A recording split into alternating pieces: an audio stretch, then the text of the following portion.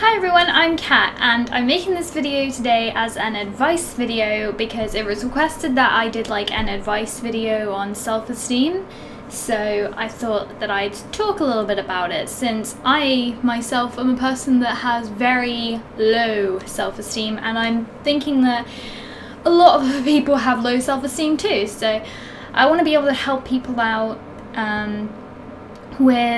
with their self-esteem, because everybody knows it. Sorry, my hair's still a bit wet and I just kind of like put it, I don't even know what is going on with it right now, but just try to ignore that. But yeah, so self-esteem, you can either have low self-esteem or high self-esteem, and if you're somebody who has low self-esteem, you have low self-worth, you think really badly of yourself, you generally think that you're quite a useless person and you feel really bad about yourself and you're not proud to be who you are. And for people it can vary to when you have low self-esteem, when you have high self-esteem. I know that's how it is with me. I switch between having really low, quite high, and it's weird, I know.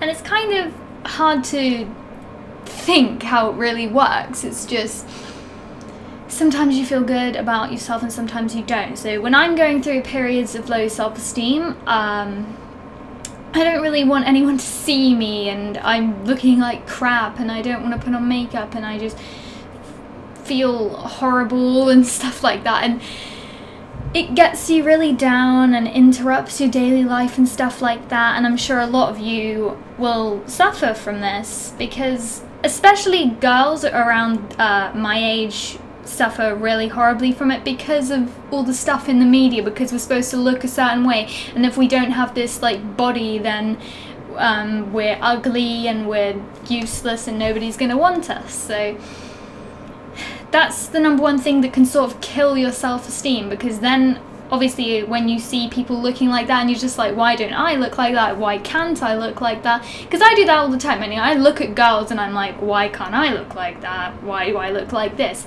And then I just hate what I look like because I've been told I should look a certain way. Like, I remember back in my school days, actually, a lot of people bully me because of the way my hair is, because my hair is not like a normal girl's hair, because normal girls have the straight long hair and stuff, and my hair's kind of like frizzy and stuff.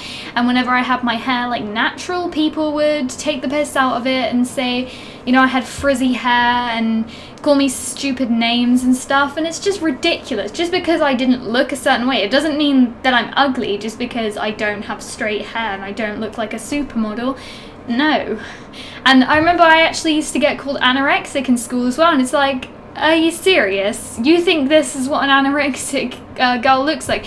And anorexia is a mental disease, really, more than, like, obviously when it gets to a point you can tell that somebody is anorexic, but it starts, you know, it's a mental disease, and when it starts off there's no way that you could tell whether a person has anorexia or not unless they've told you that they don't eat or anything like that. So there's a lot of pressure to be like thin, but then if you're too thin you get called anorexic, and you're just a little bit on the chubby side you get called fat and stuff, and that's what kills people's self-esteem. School is the number one place where self-esteem dies because there's so many judgmental people that will just continuously put you down, and then you'll start to believe it, and then you'll have low self-esteem. Because when you have low self-esteem, when people are insulting you, hurling insults at you, you'll suddenly just start agreeing with them. You just be like, well, yeah, actually you're right, like,